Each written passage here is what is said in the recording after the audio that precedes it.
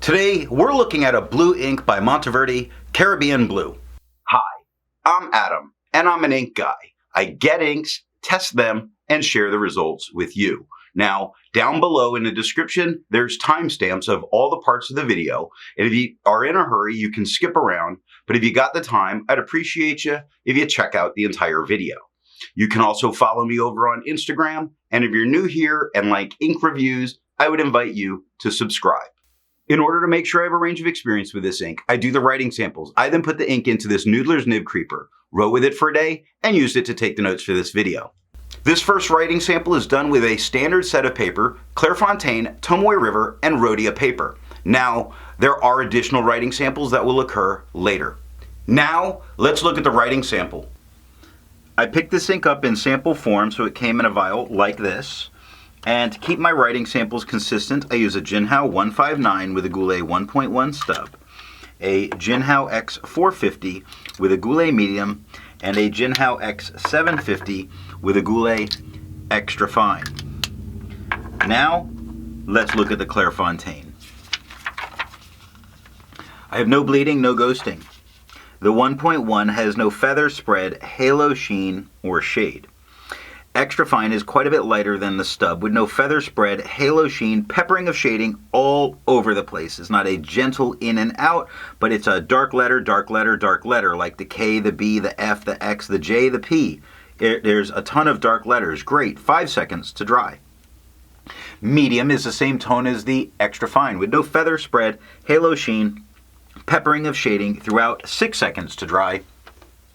Scrubby for both shows plenty of color variation, which is the peppering that we get. Tomoe River. No bleeding, very little Tomoe River ghosting, but this is a very light ink. The 1.1 has no feather spread, halo sheen.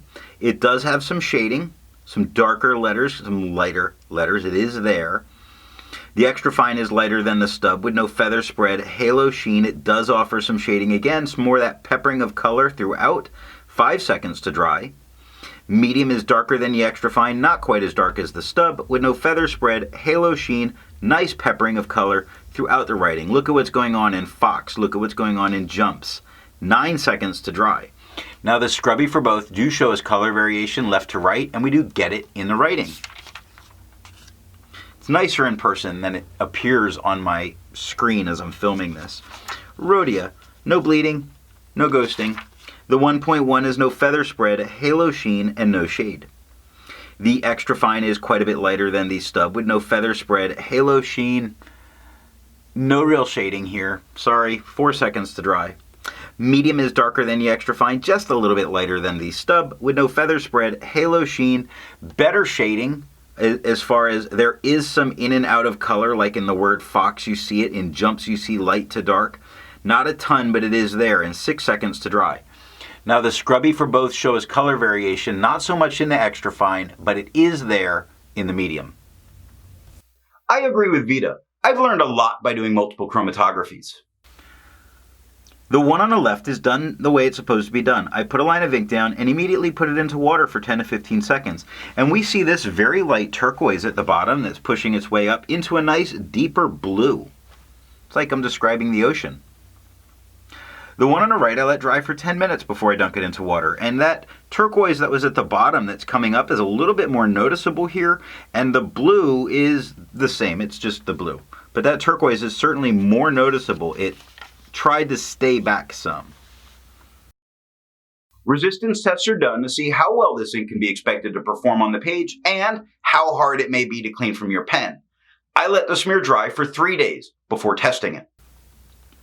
Looking at the highlighter, we lost the end of the H. Now, other than that, I'm very impressed with how this actually did, but I wouldn't use it in a note-taking situation if I wanted to highlight. I'm risk averse. Water is completely reactivating it, leaving the white of the paper, meaning water's all that you need to get this out of your pen. Ridiculously, there's pen flush doing exactly what water did, and 1/3 bleach solution doing exactly the same. Although you do not need 1/3 bleach solution or pen flush to get this out of your pen. For the inks I've tested, I have found an average viscosity of 2.5, with a realm of normal being from 2.1 to 2.9. Now I'm going to link the video that shows how I do my testing and calculations. Monteverde's Caribbean Blue has a viscosity of 2.79, making it normal. To find my average dry times, I use my writing samples, and for the inks I've tested, I found an average dry time of 17 seconds, with the realm of normal being from 13 to 21 seconds. Monteverde's Caribbean Blue has an average dry time of 6 seconds, making this a ridiculously fast drying ink.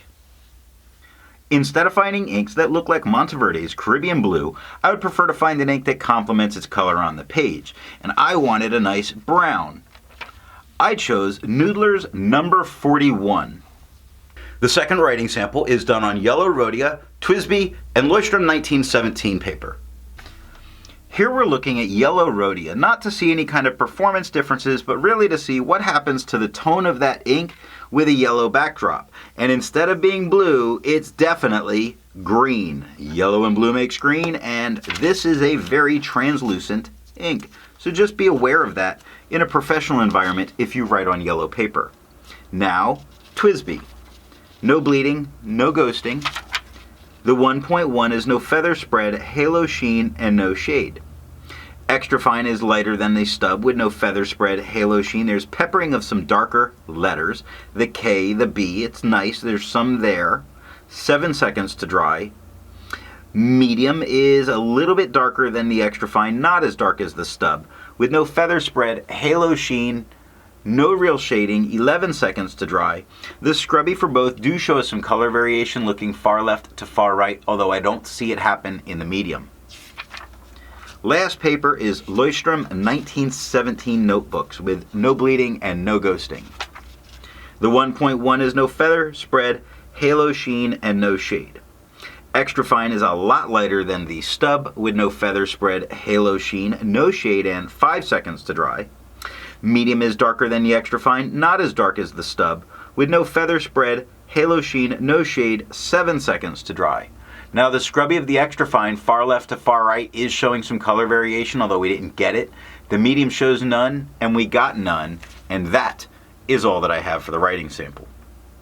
So what do I think of Monteverde's Caribbean Blue?